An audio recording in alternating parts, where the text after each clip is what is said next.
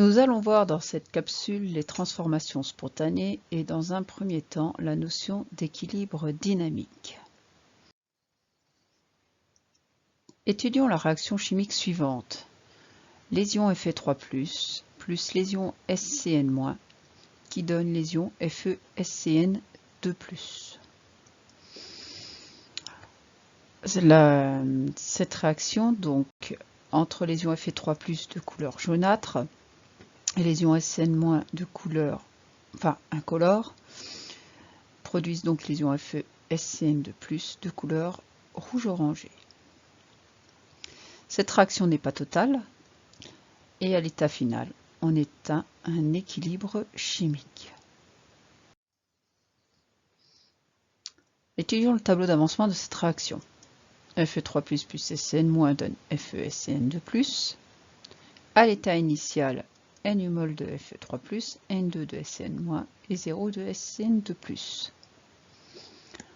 À l'état final, puisque la réaction n'est pas totale, il me reste N1 - XF mol de Fe3+, qui sera obligatoirement différent de 0, réaction non totale. Il restera N2 - XF mol de SCN- qui sera également différent de 0, réaction non totale. Et XF mol de FeSCN2+.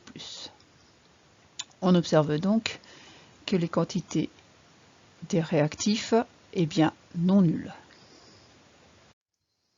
Alors que se passe-t-il au niveau de l'équilibre de cette réaction? D'un point de vue macroscopique, c'est-à-dire à l'échelle de notre observation visuelle, à l'état final, le système n'évolue plus. C'est-à-dire que tous les réactifs et tous les produits sont présents, mais que les quantités de matière de ces réactifs et de ces produits n'évoluent plus.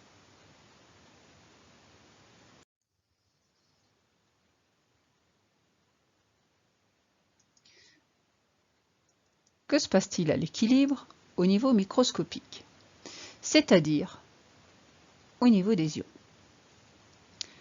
À l'état final, dans des proportions égales, les ions Fe3+, et SCN- vont réagir et produire des ions FeSCN2+.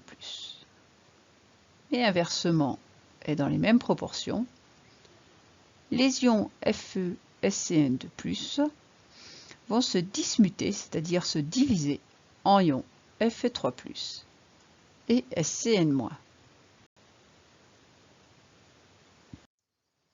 Alors, pourquoi parle-t-on d'équilibre dynamique?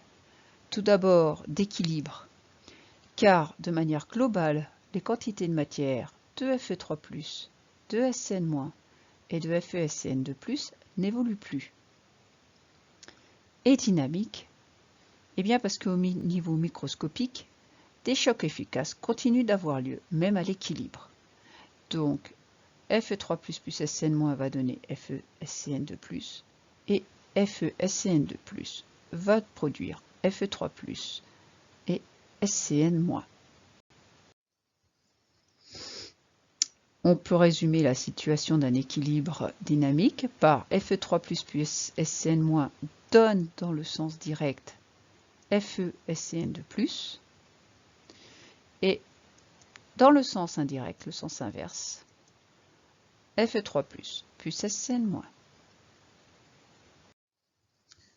Nous allons pouvoir maintenant introduire la notion de taux d'avancement final taux. Pour cela, on va compléter le tableau d'avancement précédent en ajoutant une ligne de l'état maximal. Cet état maximal est théorique, il correspond à une réaction totale, donc qui ne pourra pas être atteint ici.